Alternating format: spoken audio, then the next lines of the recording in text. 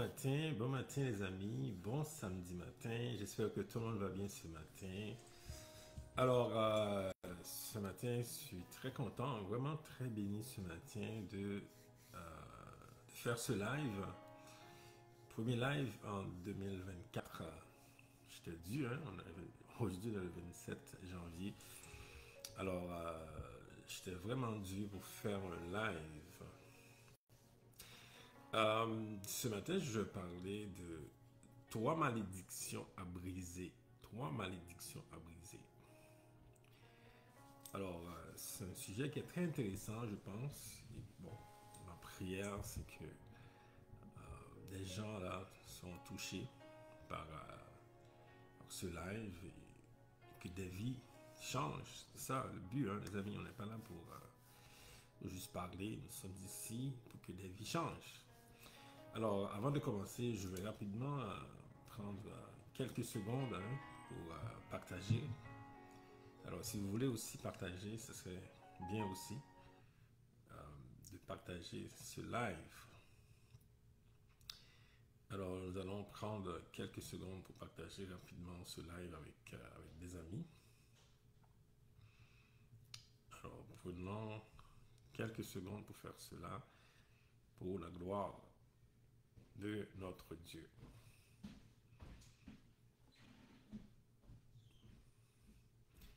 Alors, dans quelques secondes, je vais commencer. Si vous voulez aussi partager, là, ça ferait du bien de partager cela rapidement avec vos amis. Je vais prendre quelques secondes. Je serai à vous. Alors voilà. Je suis à vous. Alors, vraiment ce matin, j'ai un sujet là que je pense qui va toucher plusieurs personnes quand on parle de malédiction. Trois malédictions à briser. D'abord, il faut comprendre que Dieu bénit. Dieu nous a créés pour nous bénir.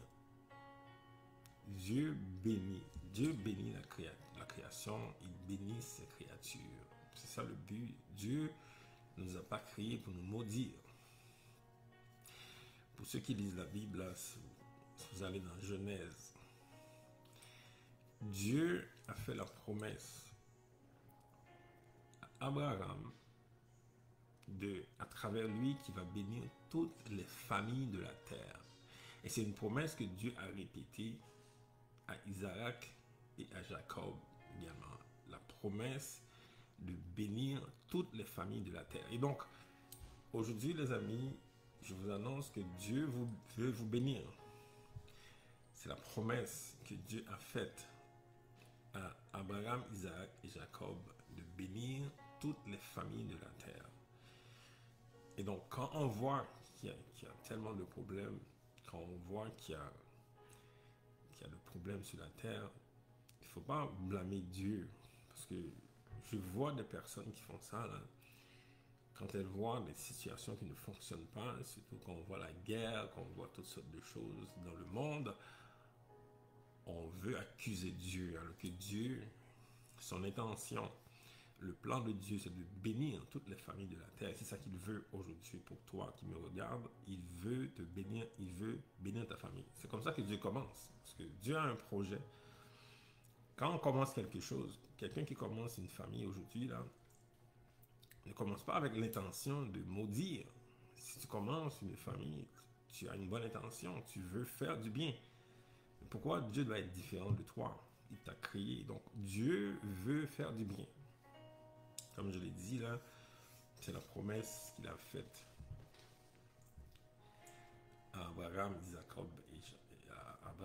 Isaac et Jacob, de bénir toutes les familles de la terre. Maintenant, quand Dieu fait une promesse, il y a deux choses qu'il faut regarder dans la promesse de Dieu. Et c'est ça maintenant qui cause qu'on parle aujourd'hui de malédiction. Il y a deux choses qu'il faut regarder. Quand Dieu fait une promesse, il faut regarder la foi. Est-ce que nous avons la foi dans ce que Dieu dit? Première chose. Deuxième chose, est-ce que nous sommes obéissants? Et donc aujourd'hui, si on parle de malédiction, c'est à cause d'une ou les deux choses dont j'ai mentionné.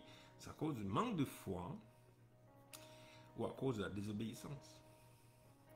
C'est comme quand on est des enfants.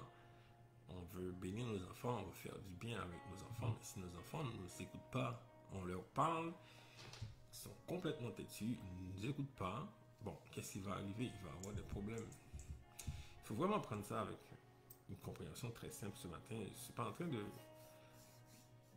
Je ne vais pas être profond ce matin, je vais être vraiment très simple pour que tout le monde puisse comprendre. Dieu veut bénir, il faut avoir la foi dans ce qu'il dit, il faut être obéissant à Dieu. Et donc, quand on n'a pas la foi, quand on est désobéissant, ça ouvre la porte à des malédictions.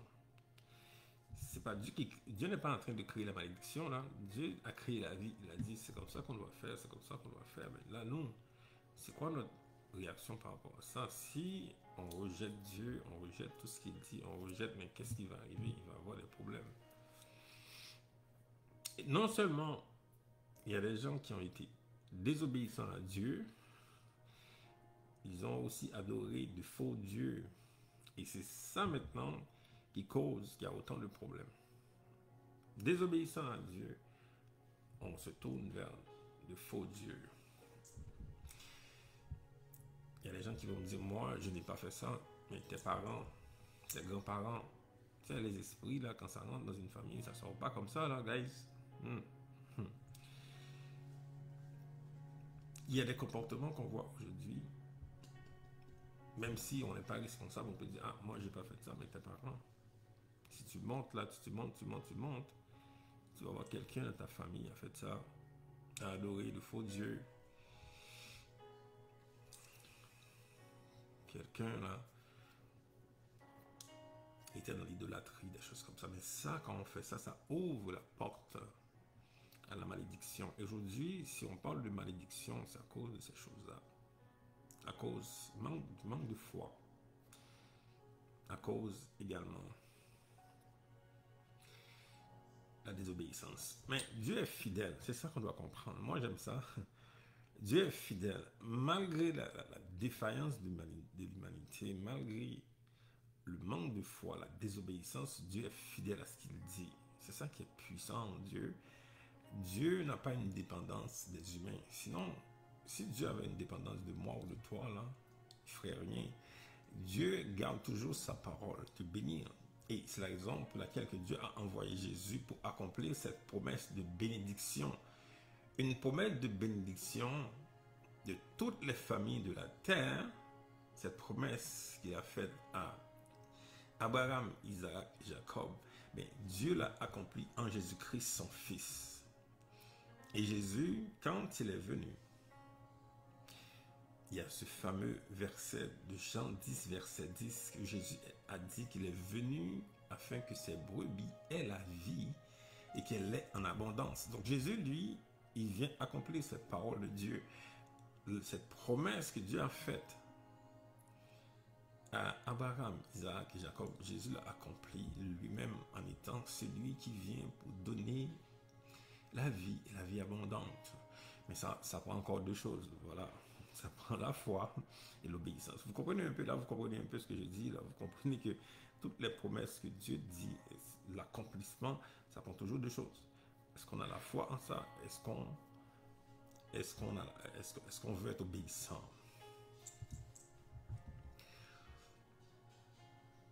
Est-ce qu'on a la foi dans l'œuvre de Jésus-Christ? Est-ce qu'on est obéissant? Ok, alors, cette promesse est accomplie en Jésus-Christ. Jésus est là, nous sommes ses témoins, nous sommes en train de parler de lui. Beaucoup de personnes parlent de Jésus. Jésus est celui qui accomplit cette promesse de Dieu de bénir toutes les familles de la terre, moyennant la foi et l'obéissance. Maintenant, je vais vous parler de 3 malédictions à briser.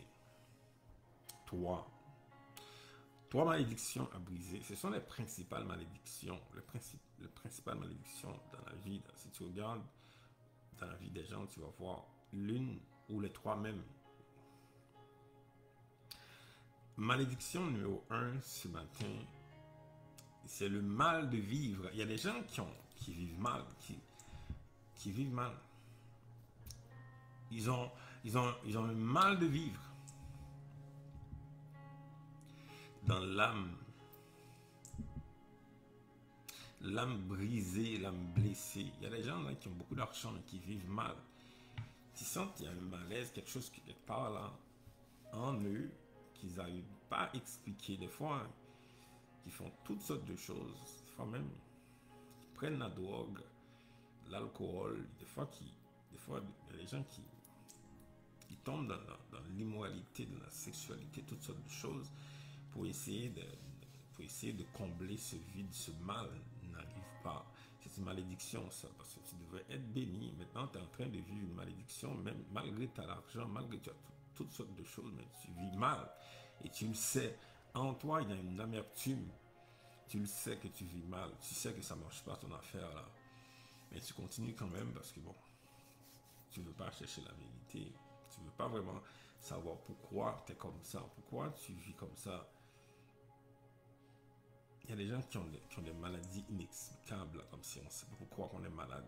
Tu vas voir un médecin, il te dit toutes sortes de choses, il te prescrit toutes sortes de choses, tu changes de médication, tu fais toutes sortes de choses, tu es encore malade.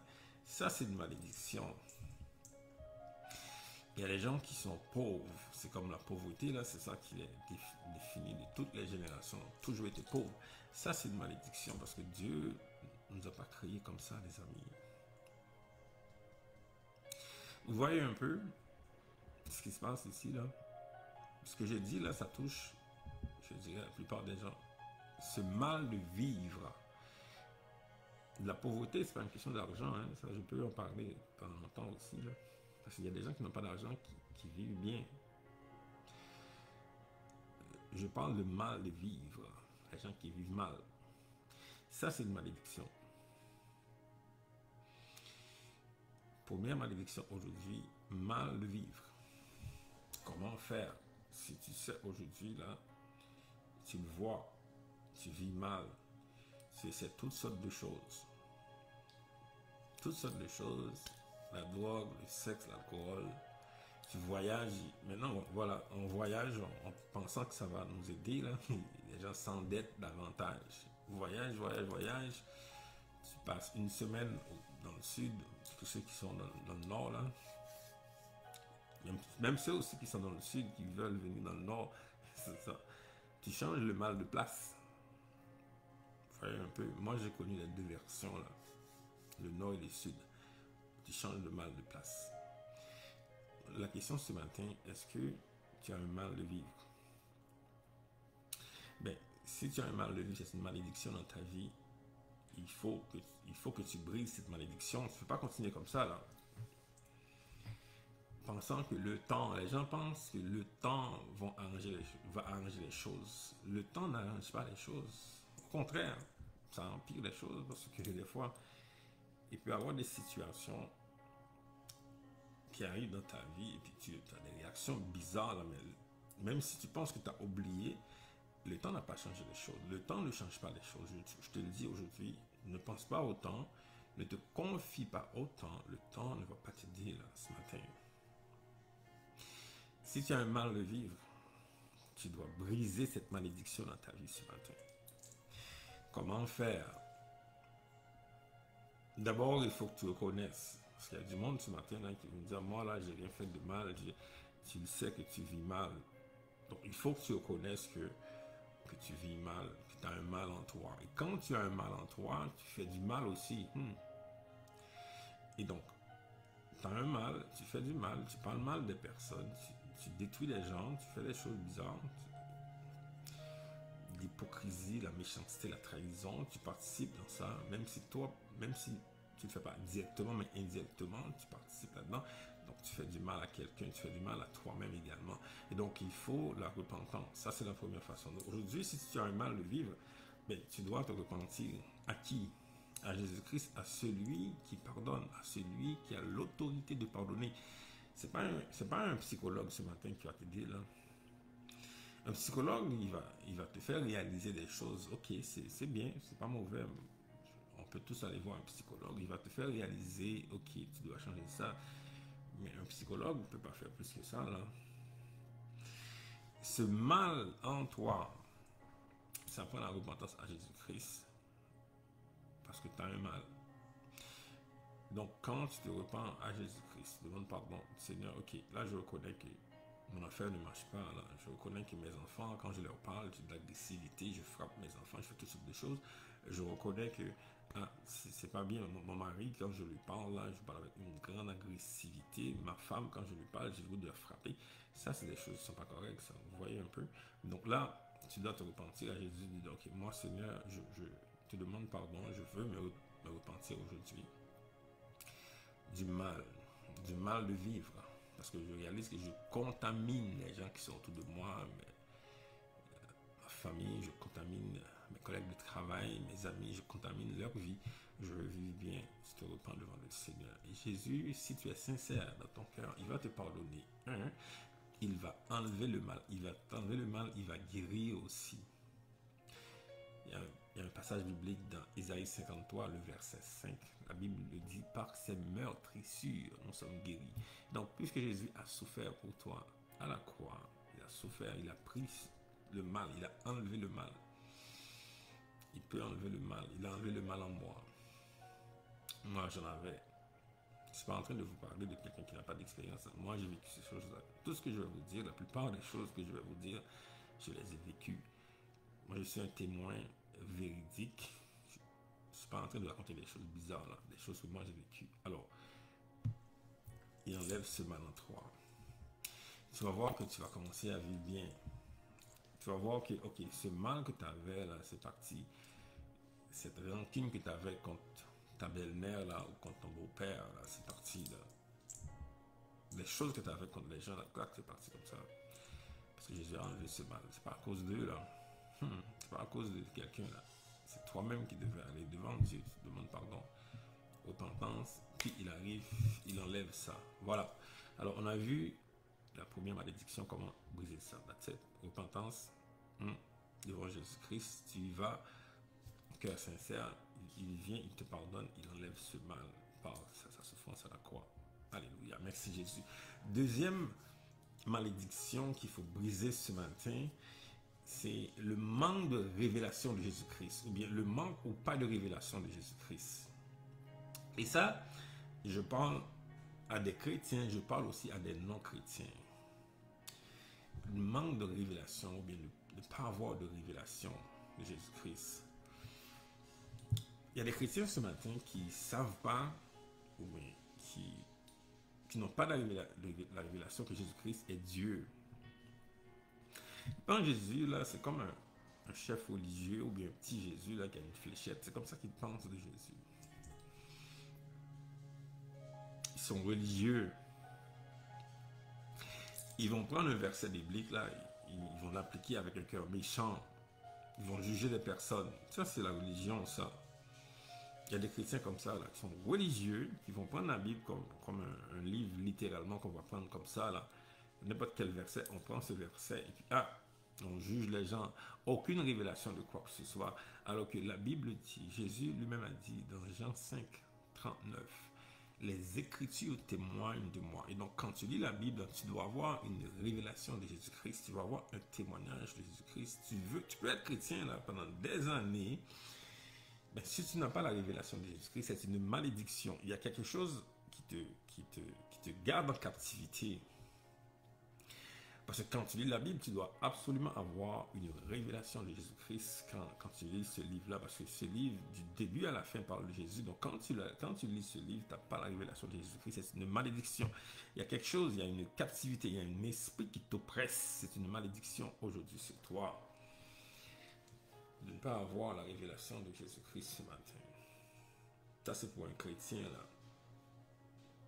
Parce que tu penses que être chrétien, c'est la religion. Ça n'a rien à voir avec une religion. Jésus n'a jamais été un chef religieux. Il n'a jamais été ça. Là. Jésus est le sauveur de l'humanité, c'est tout. Il est le sauveur de tout le monde. Il peut sauver un musulman, il peut sauver un chrétien, un juif judaïste. Là, il sauve tout le monde. Rien à voir avec la religion. Alors, ce matin, si ta compréhension de la parole de Dieu ne te conduit pas à la révélation de Jésus-Christ, tu as une malédiction dans ta vie. Il y a un esprit qui t'oppresse, qui te garde dans la captivité et tu dois être libéré aujourd'hui. Tu dois briser cette malédiction si tu es un chrétien. Un non-chrétien qui n'a absolument aucune compréhension de Jésus, tu as une perspective dans la vie qui est très limitée. Tu vois là, tu penses que la vie là, c'est juste que tu vas vivre, ok, tu payes les factures, tu payes, tu meurs. C'est ça que tu penses. Quand tu as une telle compréhension de la vie, tu ne sais pas que tu vis ici pour connaître Jésus-Christ, pour connaître la vérité. Cette vérité qui te libère. Quand tu connais Jésus, ça te libère totalement de tout ça là. Totalement libéré de tout ça là, de toutes ces circonstances là, ces fardeaux, ces choses qui se passent autour de toi là. Si tu n'as pas une compréhension de dire, ok, moi je dois connaître ça là, pourquoi lui il parle de Jésus, moi j'ai aucune compréhension de quoi il parle. Pendant que je parle à toi, de quoi il parle. Si tu réagis comme ça là, ça veut dire que tu as une malédiction sur toi, il y a quelque chose qui t'oppresse, qui te garde loin de ça. Quand tu vois une vidéo comme ça, là, tu commences à regarder, ah, tu le fermes, c'est une malédiction ça. Est-ce que tu comprends ce que je veux dire? Il y a des personnes, tu leur parles de Jésus, les gens veulent te frapper. Mais pourquoi? J'ai rien dit de mal. On n'a rien dit de mal. Mais pourquoi tu veux me frapper? Malédiction. C'est une malédiction qui fait que toi, tu agis comme ça. Est-ce que tu comprends un peu là? Donc, quand on te parle de Jésus, tu vois en toi, il y a quelque chose qui bouge dans une réaction bizarre. C'est une malédiction. Il faut que cette malédiction soit brisée en toi pour que tu saches qui est Jésus. Quelqu'un qui a divisé le temps entre avant lui et après lui, là, ne peut pas être inaperçu comme ça. Là. Tu ne peux pas avoir une réaction indifférente par rapport à ça. Là. Tu ne peux pas arriver devant Jésus pour dire, oh my God, ça n'existe pas. Mais il a divisé le temps entre avant et après lui. Un simple charpentier, là, comment ça se fait ça? Ben, il faut que tu te poses la question, comment ça se fait que quelqu'un comme ça, là, qui a divisé le temps, si on est aujourd'hui en 2024, ben, c'est 2024 ans après lui, là, lui que tu négliges, que tu dis que ça n'existe pas, là, mais qui divise ton temps à toi. Le temps. Même si tu es athée, là, tu écris un chèque, tu mets 27 janvier 2024, mais 2024, tu l'as pris où ça? Ben, 2024, après Jésus-Christ. Donc ça là, tu ne peux pas dire que Jésus n'existe pas. Tu ne peux pas dire que Jésus, c'est juste une fiction, là. Ça existe dans l'histoire. Tu vois un peu? Et donc, si tu n'as absolument aucune compréhension de Jésus, si tu n'as absolument aucune révélation de Jésus, absolument aucune, c'est une malédiction que tu as dans ta vie ce matin. Des fois, je suis excité un peu, là. C'est pas fâché, c'est juste que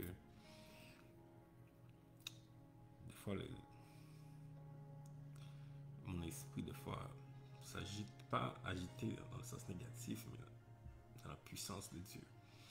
Alors, ce matin, la révélation de Jésus-Christ, c'est une bénédiction pour toi ce matin. Donc, si tu l'as pas, c'est une malédiction, il faut que tu brises cela. Comment le faire ce matin? La repentance, encore une fois. Tu dois te repentir devant Dieu de ne pas connaître son Fils. Tu veux Dieu, mais tu ne veux pas son Fils. Comment ça se fait? Comment tu veux Dieu, mais tu ne veux pas son Fils? Moi, j'ai 3 enfants, là. Comment tu peux dire que tu m'aimes, mais tu n'aimes pas mes enfants? Tu vois ce que je veux dire?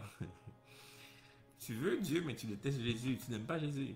Une fois, je voyais dans un rêve, j'étais en train de donner un câlin à Jésus. Je l'aimais tellement, et puis je voyais le Père, un géant qui arrivait comme ça, là, qui me regardait, qui m'a pris aussi dans ses bras. Voilà, les amis, ce matin.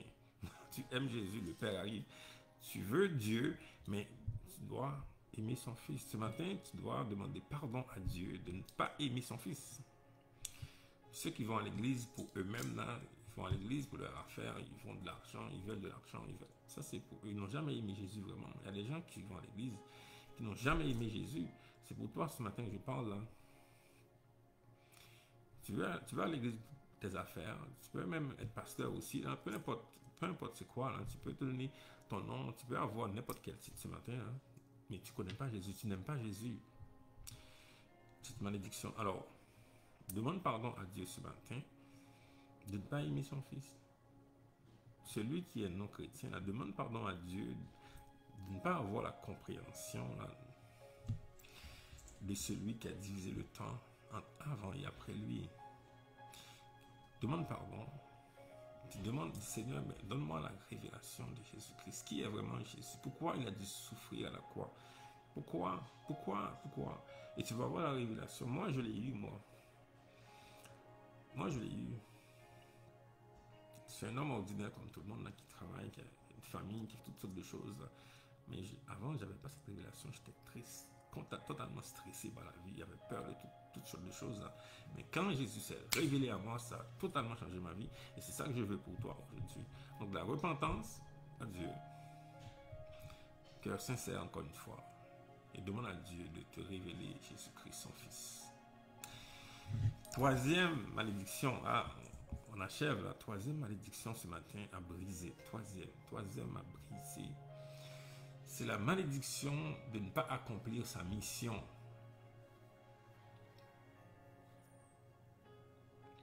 De ne pas accomplir sa mission. De ne pas accomplir sa mission. C'est comme, tu vis. Tu penses que la vie, c'est juste que, ok, tu vas payer des factures, tu meurs là. Ça, c'est quelque chose de bizarre. Là. Tu penses que ta vie, c'est juste ça ta mission, mais non. C'est une malédiction de penser comme ça, là. Tu dois comprendre que tu es ici pour quelque chose. Pourquoi tu es dans ce temps-là? Okay.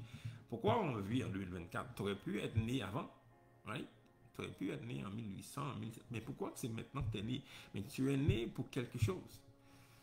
Tu es né pour, alléluia, tu es né pour quelque chose. Tu es né, tu as une mission, tu es né pour quelque chose. Tu dois absolument le savoir ce matin. Si tu ne le sais pas, c'est une malédiction de ne pas savoir pourquoi on est né. Pourquoi tu es né dans une famille, de telle famille? Pourquoi tu es noir? Pourquoi tu es blanc? Pourquoi quoi? Il faut que tu saches pourquoi. Est-ce que vous voyez un peu? On n'est pas dans une victimisation là. On est victime de quelque chose. Parce qu'on est une femme, parce qu'on est un homme, parce qu'on est un blanc, un noir, parce qu'on est asiatique. On est totalement dans l'ignorance des choses là. La Bible dit que Dieu a fondé le monde avec sagesse. Il sait où nous mettre, où nous placer. Quel endroit, de quelle race, de quelle couleur, où l'on doit être, il le sait lui. Et donc pour une mission quelque chose, pour une mission, il te place quelque part. Pourquoi? Dans une famille, moi je sais pourquoi. Maintenant, avant je ne le savais pas, là je sais pourquoi je suis né, pourquoi je suis dans cette telle famille, cette famille, je suis né, je sais absolument tout, mais ça m'a libéré. Je suis un homme libre. Je suis en train d'accomplir la mission de Dieu. Et c'est ça que tu dois faire aussi. Donc, de ne pas savoir quand tu ne sais pas, quand tu n'as pas la compréhension pourquoi tu es né, tu ne travailles pas pour la mission, tu ne vis pas pour la mission, tu n'accomplis pas la mission pour laquelle tu es né. C'est une malédiction. Et ce matin, tu dois avoir une révélation claire pourquoi tu es né. Pourquoi? Et c'est quoi tu dois faire pour accomplir cette mission. Il y a beaucoup de gens qui sont distraits, font du surplace, courent partout, distraits. Voyez-vous, le temps à 24 heures, la journée à 24 heures. Si tu passes beaucoup de temps dans les médias sociaux, là, constamment, tu regardes des vidéos, tu regardes, tu es en train de perdre ton temps. Si tu perds du temps aussi dans les discussions familiales, il y a, oh my God, tout le temps des discussions entre les frères et sœurs, tout le temps il y a une chicane, tout le temps des problèmes, c'est une distraction. Il y a un texte que j'aime beaucoup, je peux vous partager un verset biblique dans Hébreux 12, le verset 1er qui parle de rejeter le fardeau, de rejeter le péché. Tu rejettes le fardeau, tu rejettes le péché, tu fixes ton regard sur Jésus-Christ. C'est comme ça que tu vas accomplir ta mission. Alors, tu as la révélation de Jésus, tu fixes ton regard sur lui, tu vas accomplir ta mission. Tu peux être un chef d'entreprise, là, tu accomplis ta mission. Tu peux être une mère de famille, mère monoparentale, tu accomplis ta mission. Tu peux être président, tu peux être n'importe quoi, tu peux avoir n'importe quel titre, mais tu vas savoir que, je suis en train de, j'ai ce titre pour la mission que Dieu m'a choisi avant même ta naissance. Moi, il m'a révélé qu'il m'avait déjà choisi avant même ma naissance. Même dans le sein maternel, il m'avait choisi. Quand il m'a révélé cela, ça a révélé cela, ça a totalement changé ma vie. C'est la compréhension qu'on doit avoir, les amis. Nous sommes nés, tu es né pour une mission et tu dois accomplir. Si tu ne le sais pas, c'est une malédiction. Ce matin, tu dois briser cette malédiction dans ta vie par la repentance. Encore une fois, tu viens devant le Seigneur avec un cœur sincère. Seigneur, je te demande pardon de vouloir vivre ma vie. Des fois, les gens disent, ah, c'est ma vie, c'est ma vie, c'est ma vie. Mais là, tu l'as eu où, cette vie-là qui t'a créé? Donc, demandez pardon au Seigneur d'être désobéissant, de vivre dans la désobéissance trop longtemps. Tu demandes pardon à Jésus d'avoir été si désobéissant envers lui. Tu dis, aujourd'hui, je veux te servir. Je veux être disponible pour toi dans tout ce que toi que tu décides, parce que c'est toi qui m'as créé. Tu dis, je veux accomplir ton plan, ta mission, ce que tu veux toi. Tu te soumets à sa parole, tu te soumets à sa volonté. Et c'est ça, ce matin, qui va changer ta vie. Tu vas savoir exactement pourquoi tu es né dans cette famille, dans ce temps, dans cette race. Tu vas savoir clairement pourquoi tu n'auras plus de souffrance. Là. Tu vas accomplir. Et ces malédictions, les amis, ces 3 malédictions, quand c'est brisé, là, quand le mal de vivre est brisé, quand le manque de révélation de Jésus-Christ est brisé, quand on sait pourquoi on est né, et c'est là qu'on va être béni. Cette bénédiction de Jésus-Christ qui a dit qu'il est venu afin que toi, que tu aies la vie abondante, tu vas avoir cette vie abondante. Et c'est ça ma prière ce matin pour toi. Alors, ce matin, si quelqu'un veut changer, si quelqu'un veut changer, you know what, ok, j'ai senti ce message m'a touché, tu peux te repentir, tu vas vers le Seigneur, tu demandes pardon. Si tu veux mon aide, s'il y en a peut-être qui veulent mon aide, moi je ne suis pas très disponible, je ne vais pas répondre sur Messenger, je n'ai pas beaucoup de temps, je vais donner adresse courriel. Adresse courriel pour envoyer un message. Vous pouvez envoyer un message, on peut essayer de prendre un rendez-vous. Pas tout de suite, mais envoyez le message quand même, mais je veux m'organiser pour prendre un rendez-vous avec toi. Si tu es vraiment sincère, je ne vais pas prendre n'importe qui là, quelqu'un qui est... De toute façon, moi je vais le savoir de toute façon. Ok. Si tu es sincère, envoie-moi un courriel. L'adresse courriel, c'est mission testimony. Collé là, mission testimony à commercial gmail.com. Mission testimony, en français, mission testimony à commercial gmail.com. Là, on va pouvoir avoir une conversation, je vais pouvoir prier avec toi, t'aider aussi, selon la volonté du Seigneur. Voilà pour vous les amis ce matin, et j'espère que ça vous a aidé un peu là. Ça a été mon premier live pour 2024. Voilà, bonne journée, à bientôt.